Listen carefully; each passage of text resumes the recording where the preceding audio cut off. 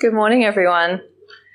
I'm Robyn, and I'm the Director of the Griffith University Innocence Project, and I'm really proud that we are able to bring this event to you today, and I will be prouder still when we see the impact of the work that we are embarking on, or in many cases continuing now. But first I'd like to ask Aunty Sandra King to come and open the event with her welcome to country. Thank you.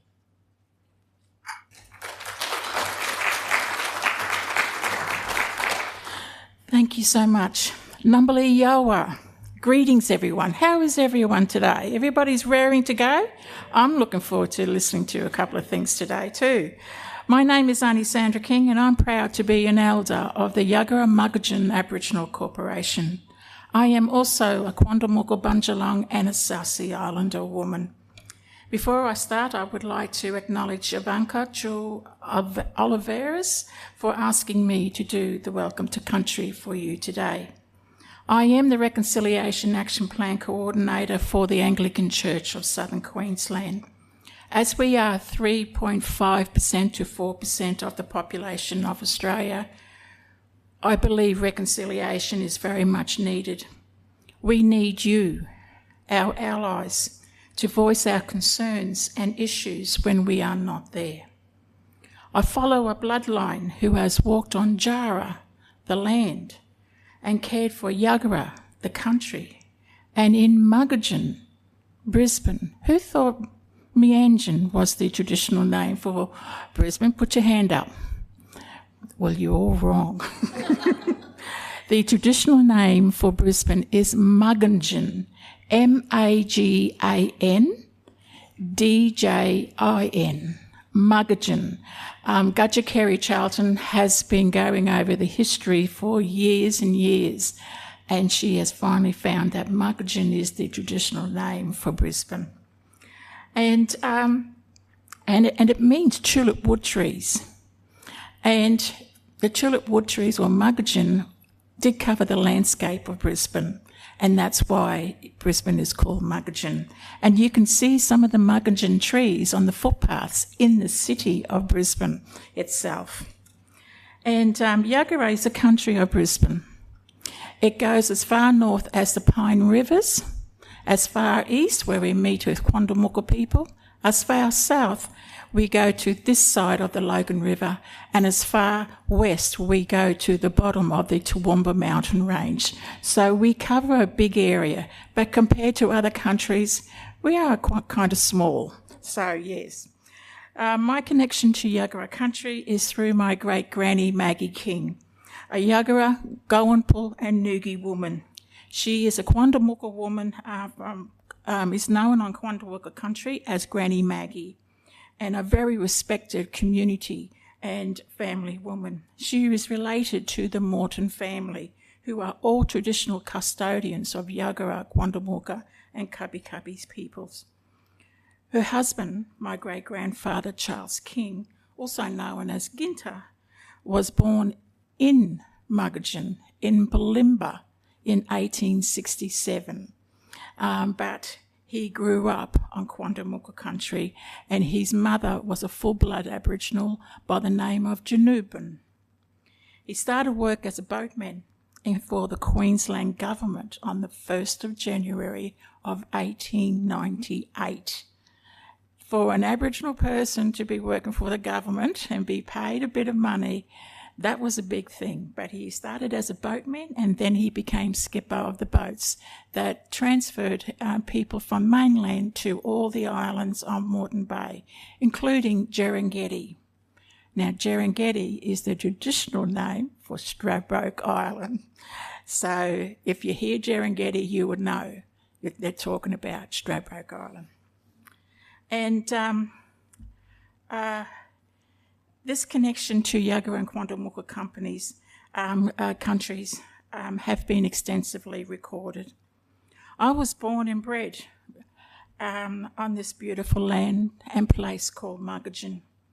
I was also born under the 1939 Aboriginal Preservation and Protection Act and raised on this beautiful country. Even though I was living with my parents, the Aboriginal Chief Protector was my legal guardian. And therefore, so immediately, as soon as I was born, I became a ward of the state. My father loved history, and to him he was proud of the fact that the year I was born was when the biggest and greatest revolution took over the world. Now, I could see a few of you thinking, what revolution is she talking about? I can't think of anything. How old is this bird? Well, that revolution was rock and roll. So that was the year that I was born, in 1956. And music was a part of my life for everything since I was young. And it was my saviour, it was my life lesson, and especially for a young Aboriginal girl who was the only sibling in the family. My first home was in the Aboriginal housing camp in Victoria Park. Yes, Victoria Park, possibly where the future Olympic Games could be held, but we are fighting them. So I had a meeting with the minister on Tuesday, the federal minister. So he was quite interested in our sovereignty and our cultural heritage. So yes, we're keeping our fingers crossed. We're not against the Olympic Games. We just don't want it on Barambin, Victoria Park. And my address was Unit 1, Hut 45, Area 2, Victoria Park Aboriginal Camp. Sadly, by the media, it was also known as the slum huts of Brisbane, and it was demolished in 1960. My journey of being an elder is about walking with integrity, respect and pride, but most importantly, it is about deep listening and drawing from ancestral wisdom. Sitting at the feet of my elders when I was a young one was the beginning of my leadership and reconciliation journey. But it wasn't called reconciliation back then, as you would know. And it was something that we marched against, or we spoken to people if something was said or had been done wrong by us. I'll be turning 70 this year, but I won't be retiring. Life is too beautiful. Life is a challenge. And life is like a dream, and I still have dreams that I want to achieve. So today we gather here for the Griffith University's Designing a Criminal Case Review Commission. Here is where presenters from across Australia and overseas will share their perspectives and insights on designing a criminal case review commission to promote justice and fairness in our legal system. The seminar will examine how to address potential miscarriage of justice and establish effective pathways for rectifying wrong convictions. This is such an important issue, especially for my people. So may the biggie, the sun, give everyone here today the strength and the wisdom to create a better world for everyone here. Today, I'd like to honour the custodians of this land, the Yagara people, for their culture and also their heritage, and whose voices resonate through the trees, the mountains, the lakes, the rivers, oceans, the land, the wind and the sky. I also pay respect to elders past and present, and for speaking up on their past atrocities. This can only empower us to move forward with respect, love and understanding. And finally, I'd like to pay my respect to everyone here today. This is a big, big thing for you, so I'm looking forward to what can happen. I welcome you all to this beautiful Jara, the land, in Muggagen, Brisbane, and on Yagara country. Sovereignty was never ceded. Berin Marumba, good day.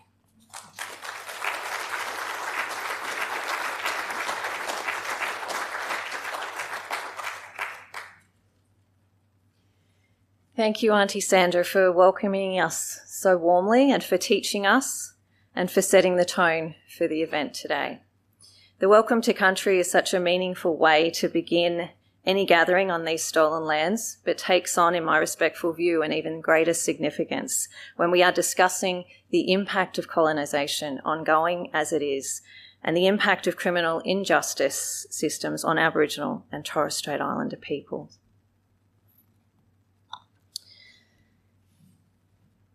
So let's begin by getting very clear. Terry Irving and Kathleen Folbig were innocent. Yet each spent decades in Kathleen's case and years in Terry's case in prison for crimes they did not commit. They should never have been there, and it took far too long for their convictions to be overturned. There are lessons to be learned from both cases and the other wrongful convictions that have occurred in this country, those that have been corrected and those that have not. In 2024, we held an event in this room that we came to refer to as the Dreaming of a CCRC event. Many of you were here for that, and we talked about the need for a Criminal Cases Review Commission in this country. In early 2025, the Griffith University Innocence Project held its annual advisory board meeting, and our board member, Terry O'Gorman, reiterated his desire to see an organisation like a Criminal Cases Review Commission established in Australia. Board member Stephen Keim, SC, suggested another event, this time aimed at designing a CCRC. And Rani Rego, another advisory board member, put her hand up straight away to offer her help for any of the organisation, and so here we are. And the timing, in my view, could not be better. Just last month, the Federal Attorney General, Michelle Rowland, wrote to journalist Andrew Urban saying that the Commonwealth had no plans to establish a Criminal Cases Review Commission. But in her letter that Andrew has published on his website, she, or whoever wrote the letter at least, clearly had very little idea of what such an organisation would look like, which is why this event, to discuss precisely that issue, is so important. And also this week, the United Nations Human Rights Council is reviewing Australia's human rights record. Last year, Michael O'Keefe and I contributed to the International Innocence Network's Task Force on Human Rights and Wrongful Convictions, which in turn made a submission to the United Nations for this review, highlighting the issues of wrongful convictions in Australia, and particularly the lack of pathways to have claims of wrongful conviction reviewed and corrected. Now, I'll admit, when I first started in this role as director, I wasn't really sure about a CCRC. I thought, and still think, there is a lot of law reform that could help us in this work right now. Preservation of evidence, access to information and evidence, to name a few areas that are ripe for reform to help the wrongly convicted. But after 6 years, I'm increasingly convinced that a body is necessary. Today's speakers will set out some of their thoughts. Now, we can't possibly cover all of the issues in the few hours that we have today, and we don't claim to even be attempting to do so. Rather, we are raising some of the key issues for consideration in designing such an organisation so that we might be able to go to politicians like our Attorneys General and show them exactly what this organisation could look like in an Australian context. But before we get to that, I want to take this opportunity to thank a few important people. So first and foremost, thank you to Terry and Kathleen for your courage in joining us on stage here later today. In Australia, there is a widespread lack of awareness and acceptance of wrongful convictions, both in the public and I would also say the legal profession, present company excluded, of course. This often makes it difficult for us to speak up about the issue. We, in the Griffith University Innocence Project, often receive hate mail from members of the public. And I've spoken with many a lawyer over the time who has leaned in and said to me, but you know, they're all really guilty, don't you? I'm often called naive. which at first I took great offence to, but now I think this is actually kind of funny, because if they're calling us naive, they must believe the system always gets it right, which makes me think, who's naive? But if it's hard for us in the profession and academia to speak up without being criticised, imagine how hard it is for people like Terry and Kathleen to step up and speak up like they are doing today. I'll talk more about our other presenters through the afternoon, but to let you all know, we really only started organising this event at the end of last year, and by that I mean November. And everyone who you will hear from today was on board immediately, no hesitation. And I think this speaks to the commitment they all have to the wrongly convicted and to improving our justice systems. Thanks to the members of the Queensland branch of the International Commission of Jurists, Carla Cleese and her colleagues joined us in 2024 and now again in 2026. The ICJ is a group of legal professionals from around the world committed to human rights and justice reform. They're the good lawyers, the ones we all want to work with, and we are grateful that they want to work with us and work to foster the future of our legal profession too. And the local chapter has contributed to this event today, not only by being here and contributing later on in the day, but also in subsidising the cost for 16 of our students to attend as well today. Before you leave today, please make sure to take a moment to look around the artwork that is outside there.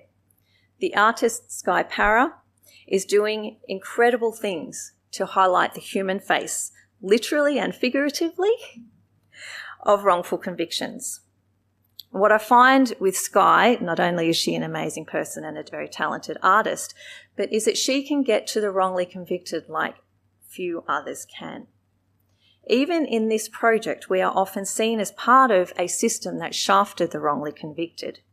Sky, definitely not that. Huge thanks to the Griffith Law School for supporting the Innocence Project for over 23 years now, and to our Dean, Professor Therese Wilson, who has been a constant source of support for the project in her time as Dean. Our volunteers, who you've already met some of and you will see throughout the day, Emma, Shanti, Joy, Cormac and Max. The Griffith Law School support staff who've managed flights, accommodation, invitations, RSVPs and catering.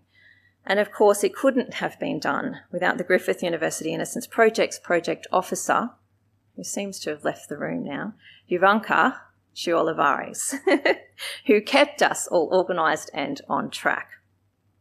And finally, I want to thank all of you here today. I know many of you have gone to great lengths to be here, geographically and financially, but also emotionally and mentally, which again is indicative of how important this issue is for us to talk about. We have people here who have been exonerated, and we have those who have been wrongly convicted but remain hopeful that they will get justice. We have family members, supporters and advocates, scientists, barristers, researchers, students, and former members of the judiciary. We've received messages from people around the country who couldn't be here but wrote to us of their support for this event and the initiative behind it. So what this means really is that everyone in this room is someone who has been wrongly convicted or knows someone who has been. And that means that every one of us also knows how hard it is for the wrongly convicted to prove their innocence. For whatever reason, most of the wrongly convicted in this country will not have received justice. The lawyers couldn't get there, nor the politicians, nor the journalists, and projects like and including the Griffith University Innocence Project have been unable to get there.